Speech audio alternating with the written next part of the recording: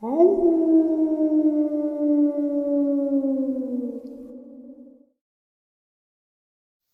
and salutations, everyone. I hope everyone is still doing well, and welcome to this night ending bonus. Before we jump into it, a couple quick links. As many of you know, I rely on Patreon, PayPal, channel membership, and the merch to help the channel to continue to grow and go. Links to Patreon, PayPal, and channel membership is in the description below. Merch displayed directly under the video. Also, Dogman Frightening Encounters, Volume 1 through 3, the audiobook versions. They were written and researched by Tom Lyons, narrated and produced by me, Jeff Nadolny. Those audiobooks are available on Audible, Amazon, and iTunes, links to which are also in the description as well. And finally, last but definitely not least, if you'd really like to help support the channel to continue to grow and go, simply subscribe. It does not cost a cent. Click the like button, takes half a second. If you don't want to miss out on any of the informative uploads that I put out daily, click the bell icon, and folks, please leave a comment. Why? Well, because all of these things really do help the channel to continue to grow and go. They definitely do matter and are appreciated. And now, everyone, I have taken far too much of your time. Let's jump into this night-ending bonus upload, shall we? Today's first encounter. I'm from a cattle and sheep ranch in Montana. I also have 4 saddle horses. The ranch that my cousin and I own is about 4,700 acres, consisting of flat crop and hayfields, stretching on both sides of the Yellowstone River. The ranch is located miles 11 northeast of the town of Savage. We rent a ranch that's 38 miles upriver from us. This is where the incident occurred. The leased ranch is huge, comprising over 13,000 acres. The folk that own it are multimillionaires from Oregon who only visit a few times a year. The ranch has very rough terrain and 3 small creeks running through it. On the very northwest corner of the land, it flattens out, and there's an old corral system. There's also a long vacant house nearby, a drawer. We had leased this ranch since the mid-2000s and had no trouble until about 5 years ago. It's normal to lose a few cows in the Yellowstone, but we lost 130 since 2016. We lost 17 cows the year that my horse was killed. Around half of these cattle we were able to locate. The animals that we found were pretty eaten up by coyote, but a few we found were not. These carcasses looked a lot like other cattle mutilations, with the skin around the eyes, the ears, and the udder completely missing. It was highly unusual to lose this many cattle, as they were at home throughout the winter, and there were no natural predators for them in eastern Montana, especially one that could kill a full-grown cow. All of the cattle that went missing were cows, and always between 3 and 5 years old. This event took place at the end of June of last year. We had trucked the cattle to the ranch 2 weeks prior, and I was checking on them that day. Usually my cousin or his son rode out with me, but they were moving the irrigation pivot that day, so I was alone. I parked my pickup next to the corral and unloaded my horse. This was about 9:30 in the morning. My horse's name was Ace. He was a very large horse that weighed a whole ton and stood 19 hands tall. He was a quarter perch-on. Ace was not very quick or fast, but he had great endurance, and you could ride him all day through the roughest country, and he didn't tire. It was a pretty usual day until about 1 p.m. when I saw something that just didn't belong. About a mile away, I could see an animal bounding up a hill. My initial reaction was a deer, because it was about as big as one, but had the proportions more like a mountain lion. I tried to ride closer to whatever it was, but I couldn't find it. It was odd, but not that crazy, so I just put the thought in the back of my head. The day continued normally until I returned to my pickup and trailer. As I went to load Ace, I noticed that the rear axle of the trailer had come apart. Keep in mind that I had not used it till earlier that morning, so there was no reason for that to happen. It was getting pretty late, around 8 o'clock at night. And it took about an hour and a half to get back to the house, so I decided to leave Ace in the trailer there and take the pickup home. The corral fence was all right, but the gate latch was rusted shut to where you couldn't close it. I had a roll of barbed wire in the pickup, so I used that to secure the gate after putting Ace into it. As I drove home, I noticed a few large lights in the opposite direction from the corral. They resembled combine lights, even though they were farther apart and brighter. Also, there would be no reason for a combine to be up here. I arrived home at about 10:30 without having any trouble. The next morning, my cousin, his son, and I all rode up together to fix the axle and get Ace back. When we finally got to the corral, we saw that Ace wasn't there. The wire holding the gate shut had not been meddled with, so there was no logical way that he could have escaped. The corral had not been used in decades, so there was some grass growing inside, but that day the grass was all turned up, and you could see where Ace had run around for a while. This was quite unusual, as Ace was always quite the calm horse. We looked for him the whole day, and could not find him, but we were severely limited because of the fact that we were on foot. The next day, myself and my cousin's son returned with a fixed trailer and 2 horses to continue the search for Ace. I had also brought my dog Daisy. We split up to cover more ground, and every 2 hours we'd meet up. At around 3 in the afternoon, while I was riding around the rim of a steep wooded draw, Daisy suddenly scurried down into the draw. I tied the horse I was riding, Penny, to an old cedar tree and followed Daisy down. The sides of this draw were incredibly steep, and I was struggling to make it down there on foot. For a horse as big as Ace, it would have been completely impossible. As I got to the bottom, I could smell something dead, and I immediately knew it was Ace. He had not been touched by predators, but was heavily mutilated. He had the same mutation as cows, with the skin around their eyes being gone, as well as the skin around their lips. However, his back legs were completely free of flesh and was just bone. His rib cage was also opened up, with all of his organs being gone. As I looked around, I could see the skeletons of at least 3 cows, and it was obvious that this was some type of dumping ground for whatever did this. I was completely dumbfounded on what had happened. There was no way that Ace could have gotten here by himself, so he must have had to have been carefully placed here. I'd also like to mention that where he was found was a whole 2 miles away from the corral. Nothing was adding up, and besides, I had just lost my favorite horse. I sadly returned to the spot where me and my cousin's son were going to meet up, and we both rode back to the pickup. After talking to my cousin, we decided not to renew our lease. Our current lease will expire in 2022. My cousin's son spends a lot of time on the internet and thought it sounded very similar to what happened at Skinwalker Ranch in Utah. For the past months, I've been studying what happened, but have been unable to come up with a definitive answer. Today's second encounter.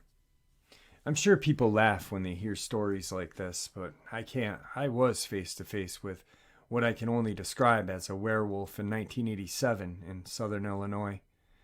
I was only 10, but I know what big dogs looked like, and I actually owned a huge St. Bernard at the time. This thing dwarfed him. I was walking alone down a road that parallels some thick woods when I heard some movement in the brush. I had stopped and looked toward the noise, and to my absolute horror, a huge black wolf-looking head came out of the brush and was looking at me. I don't know if it was on 2 or 4 legs, but it was taller than I was. I was 10, so maybe 4.5 feet or so. Suddenly it came bursting out of the woods towards me, and I thought I was dead. I don't know what happened at that point, but obviously it didn't grab me. All I can remember from that part is that it was in my face, and then it wasn't. My mom remembers seeing me running home with a look of terror, so she met me outside. She knew something bad had happened, but didn't know what. She says I was shaking uncontrollably. I had wet myself, and I kept saying, "A werewolf just tried to take me." She says that she doesn't know what I encountered, but I was a tough kid who always was outside and was not prone to making up stories. She said the next day I brought a book home from school titled Meet the Werewolf and became obsessed with anything werewolf related. I wouldn't go outside for a long time after that, even when all the other kids were outside. We moved the next year to a city 100 miles away, and I got back to normal again. I moved back to the same rural town when I was 18, and I've lived here since. It's a small town on Otter Lake in Jefferson County, Illinois. I know what I saw, and I'll never forget its face. This wasn't a dog. I go into the woods quite a bit alone, and sometimes I get a bit worried, but I also always carry a gun just in case. Be safe when alone in rural areas because these Dogman things are real. My late wife had a daytime encounter with what she called a 7-foot black werewolf standing on 2 legs in 2001, just about 5 miles from where I had my encounter. The only difference is that she was driving and had the relative safety of being in a car. It proved to me that they do exist and are in the area, so at least I know to be careful when in the woods instead of being like everyone else who doesn't have a clue until they are face to face with one.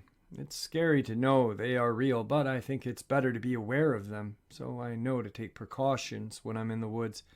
And I tell anyone who will listen despite being laughed at by some. But those who know me best know that I'm not crazy, and that I don't make up stories, so they believe me.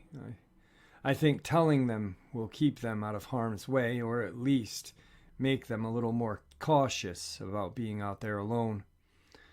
My uncle had a Sasquatch encounter in '81 while in the outskirts of the Shawnee National Forest. He never went back and is afraid to be outside after dark, if there are any woods around. He's 60 now and still scared of things that don't exist. He's a huge guy himself, but is terrified of seeing that thing again. Funny thing is he actually laughed at me when I told him about my werewolf-looking thing. That almost got me. I think that he had thought I was joking at first, but I told him, just like Bigfoot that you imagined, and he changed his tune. He said it was probably a Bigfoot that I saw. It was most certainly not. It was a giant black wolf that was taller than me, not a gorilla-looking thing. Today's third encounter. I was traveling in the dark at work, and I'm on a military base in a gated area where it's pitch black except for a single light post near the gate. I need to go outside to smoke. A wolf-like creature that was pitch black walked directly under the light so I could see it fully. I thought, cool, looks like a fox because of its thick black tail, but then I realized it's around the size of a wolf with really thin legs and a lot of hair hanging down its neck and tail. Its tail was dragging about a foot behind it. It stopped and turned its head slowly towards me, and all I saw was these shiny white eyes staring through me. I couldn't move until it looked away and did a 180 and went back into the shadows to where I couldn't see it. I slowly approached to go out to the gate. It had disappeared after I got outside the gate and locked it. I lit my cigarette and started smoking and decided to turn on my phone's flashlight and scan the fence line where it had gone. The area it had disappeared was a lot shorter than I originally thought, and the gate I went out only had about 20 feet before there was another gate cutoff area. The creature had disappeared, so while I was scanning slowly, I saw nothing, but heard a whistle that sounded like it had come from not too far directly in front of me through the gate. I slowly backed up and got to my car. I have no idea what this thing was, what the whistle meant. Last I checked, there's no dog I know that's full black with long dragging tail that whistles in the middle of the night on a military base. Today's fourth encounter. In 1999, I was working at a state park in Pennsylvania, and I got to know the back areas of it pretty well, the areas most tourists didn't get to see. Approximately 1 mile from the park on a long dirt road was a large clearing in the woods, which was cleared for power lines and gas well use. Once you got out to that spot, you'd have to walk over a long hill until you came to an old abandoned trail. If you followed this trail, it would take you deep into the forest. One day I followed it and found that it led to an old dilapidated cabin, not on the park cabin records, and it looked like it hadn't been used in many decades. Even though it was daylight, I still got this creepy feeling that I shouldn't be there, and worse, that something was watching every move I made. A few weeks later, while I was off duty, 2 of my friends and myself were just out driving around enjoying the summer night, and since I knew all the back roads, I was taking them on kind of a tour. Note, none of these roads are off limits or secret, so I wasn't breaking any rules. Other than that mysterious cabin, the park hasn't had any secrets. About 11 p.m., I came to that familiar clearing. I had mentioned something about an old cabin. Being a brave soul, I talked them into letting me show them the cabin. I grabbed a flashlight, and we took off down the hill and onto the path that led to the cabin.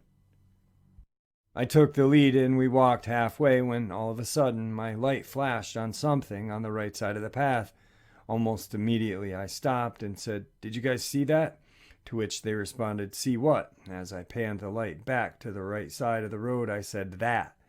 There, standing by a tree, was a creature only seen in sci-fi movies. It had grayish olive-colored skin and was very thin in its extremities. The calves and forearm muscles were very large, as well as its chest. Its face was the strangest thing, since it had a typical alien gray head shape, but there was no mouth. It had a nose that was long and thin, but not longer than its chin. Its eyes were a reddish gleam in the light, but not the size of most reported aliens. Very small, even by human standards. I hate to make this reference for fear of questioning my sanity, but the best description I have is the goons that were in the Popeye cartoon. It leaned oddly against the tree, like if you were leaning on an armchair by only one arm. To make another TV show reference, but like the Fonz would lean on the jukebox in Happy Days, minus the legs being crossed. Immediately, everybody wanted to leave, but as we turned my flashlight, went out.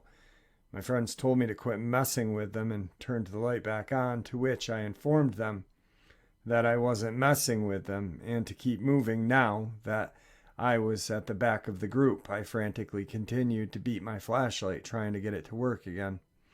As soon as it came back on, I immediately swiveled back around to shine behind us. The creature had moved up significantly and was now on the left-hand side. We hurried up to the clearing, and once we got back up the hill into the main dirt road, things got worse. Out of the woods we had just come through was this high-pitched, blood-curdling screech noise, which, after it started, others started to answer back from the other side of the clearing.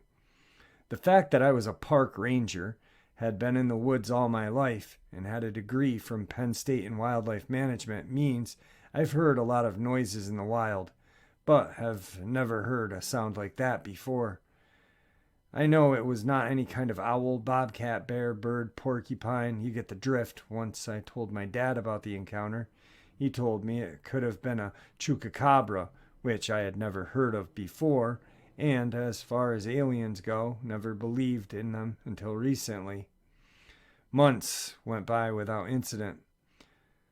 Other than not being able to shake that "I'm watching you" feeling, I was to the point of feeling like I was being stalked. One night I went out to get something from my truck when I looked into the woods and saw those reddish, glowing eyes staring at me from the shadows. I immediately ran into the house and grabbed the biggest knife. I'm not a gun guy.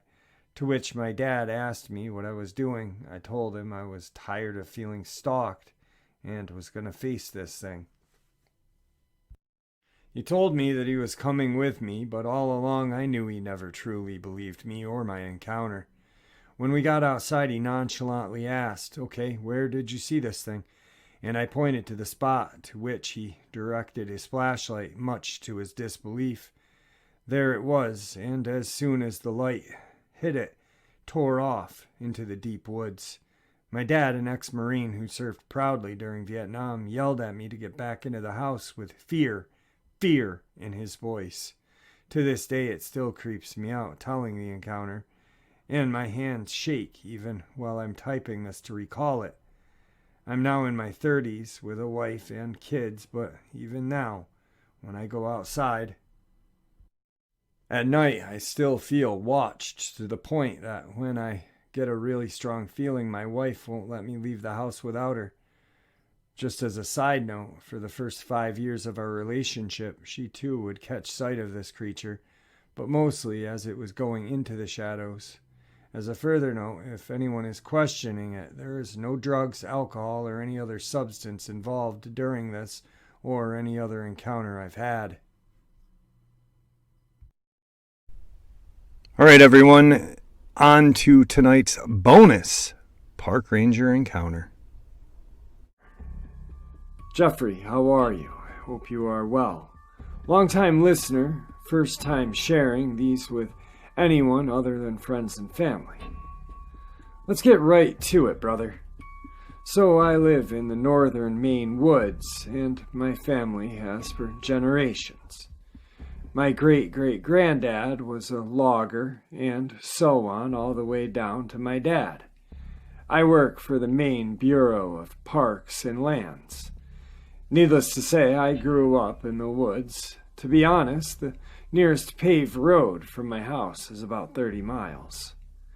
I've heard stories from my granddad and grandma about Bigfoot in the apple groves, and I guess one robbed my gram's honeycomb sheets right out of the hive, so I've always known these things existed. My great-granddad told my granddad about another type of Bigfoot that looked just like a wolf and were real nasty critters, he said. He also stated they would hunt the loggers back in the early part of the 1900s. The natives up here had a different name for them. About 6 years now, back in the early part of 2014, I was out checking trap tags, making sure there was no illegal trapping going on. You see, during season, the traps have to have identification on who owns them, otherwise we take the traps out. So here I am about 4 to 5 miles out away from my truck. Beautiful day, about high 40s and sunny. Now I'm hiking about and the local wildlife are doing their business when all of a sudden, listen to me, Jeff, it went silent. All I heard was the crunching of the snow from me, not anything else. It's the beginning of April, so everything's busy normally. This stops me, so I start looking around. About 400 yards, I see this massive brownish-black mass moving around. I stare at this thing and realize it's this huge 300 to 400 pound black bear. Just a big old boy. He's looking around for food and whatever. I decide at this point to turn around and head back to my truck. I start toward my truck and I'm about 1,000 yards from the big boy, and I see just out of the corner of my eye another brownish mass, blur, going towards the big boy. I stop because now I'm thinking 2 black bear in the same area. This isn't going to be good. So I position myself behind this huge pine and grab my monocular and unsling my 870 Magnum shotgun. I start scanning where the bear was, and to my horror, see what I can only describe as a werewolf on roids approach the bear. The bear sees the creature and lets out this growl roar sound, like saying back off, and stands up. The bear was easily 7 feet tall and 300 to 400 pounds. This Dogman was at least a foot taller and about the same weight. The Dogman is massive and suddenly lunges for the bear. The bear drops down to all fours and explodes upward in attack mode. These two beasts are tearing into each other, biting and wrestling around. The bear made the Dogman stumble back and bites into its leg. As it does this, the Dogman leans in, or falls in, but starts biting the back of the bear's neck and scratching around its face area. The bear lets out this sound of pain, and it's the sound I will never forget and I don't want to hear again. I just see blood everywhere on the snow. The bear goes limp and the Dogman grabs it by its head and threw it at a tree about 5 feet away. The bear hits it with a crunch. Seconds after, the Dogman licks its legs where the bear had bit into it and stops and starts smelling the air and turns its head, and it sets its head into my direction. Now I'm shitting my pants even more, and I draw a bead on this creature with my 870, praying it doesn't come toward me. I take one shot. I know I didn't hit it, or maybe I did. But when my 870 went off, the creature took off. I waited for about 2 to 3 minutes, scanning around me, looking for this fucking creature. I didn't see anything. I carefully walked over to the bear, and that poor bear was barely clinging to life. He was done. I had to dispatch the poor bear. I got back to my truck and got on the radio. I knew no one was going to believe what I saw. I reported I came across a bear that was mauled by another bear. 4 other guys and myself dragged this bear out of the woods with a struggle. And this Dogman thing threw it like it was a rag doll. Later that week, when the necropsy, an autopsy for animals, was done, it was stated that they never saw a black bear attack so bad and savagely. I think about that day often still. I still go out in the woods for my job, but I carry 2 Glocks and my 870. These creatures are real. They are not friendly. Please be careful, everyone. Jeff, good luck and stay strong. Today's second encounter. I saw a creature while I was camping in Pennsylvania. I was with a couple of friends and they saw it as well. It had yellow eyes and almost a human sort of face. It had very long, wrinkly ears. It had hair or fur on it as well, and the face, all over its face. It had very large hands and very skinny arms. It had, I noticed, its legs, they were kind of bent backwards at the knees, like hyperextended. The most disturbing thing about it, and it still haunts me to this day when I think about it, was its head movement. It kind of moved like it was a pigeon head, very darty, very quick movements. And when I saw this, it was maybe 2 feet away from me. I don't think it knew I was there because I was sleeping in a Volkswagen van. And it was in a campground called Otter Lake in Pennsylvania. There were a couple of hunters that were up fairly late by the fire, and it seemed to be very engaged in what they were doing. It was paying a lot of attention to them, peering its head around at the campers very suddenly. At first, I thought it was another camper, and then my eyes adjusted, and I saw what it was, and I was obviously terrified. And for the rest of the night, me and my buddies just cowered in the van. We even called the state police, and they acted like they didn't know where we were. I think they thought we were drunk. They kind of laughed and said they have no idea where that is. We would know how to get you. They suggested to stay in the car and That was basically it. Not very helpful. Another thing, I don't know if this was related, but I heard a really weird call. Almost two-toned.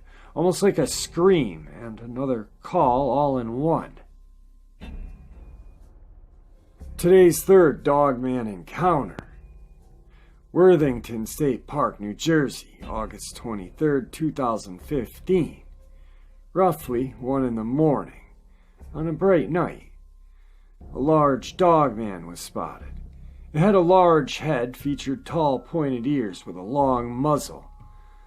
The man that saw it described its torso and upper legs as densely muscular. He also noticed that it walked on its toe pads as canines do. He estimated the creature to weigh something over 200 pounds, and it stood between 6 to 7 feet tall. He noticed the creature seemed poised and balanced on its hind legs. Today's fourth encounter comes to us from Cambria County, Pennsylvania, Wilmore Reservoir, June 1st, 2018. The gentleman had been fishing at a lake at dusk. Between 8:30 and 9 o'clock, he noticed something at the edge of the nearby woods. A large bipedal creature. As he focused on the being, he soon realized that it was white in color, and that it resembled a wolf on 2 legs, watching him. He described the being as totally white in color, fur and skin, with a large wolf-like head. The body was tapered, with an extremely narrow waist and a thick muscular chest. The arms were long and muscular with long fingers. The hocked legs also had well-defined muscular build. The arms and legs and head were fur-covered, while the torso and chest were sparsed with hair every once in a while. He estimates the creature's height to about 7 feet tall. The creature looked at the gentleman for several seconds, then turned to its right and walked along the edge for about 20 to 30 feet. It then ducked back into the woods. And there you have it, folks. I do hope you all enjoyed this bonus as much as I enjoyed sharing it with you. I'd like to thank you all for supporting the channel. It is, after all, your support that keeps this channel growing and going, and what gives us all a place and a chance to share our experiences and theories judgment-free. Everyone is simply treated with the respect that we deserve, and I do appreciate that. Thank you. Stay safe, happy, healthy, and ever vigilant, keeping an eye on our children, pets, family, and our friends. These creatures are real. They are out there and dangerous. Share this information with those you love and care about, and it may just help save their lives someday. And until next time, never stop asking questions. Never stop searching for the truth, and God bless you all.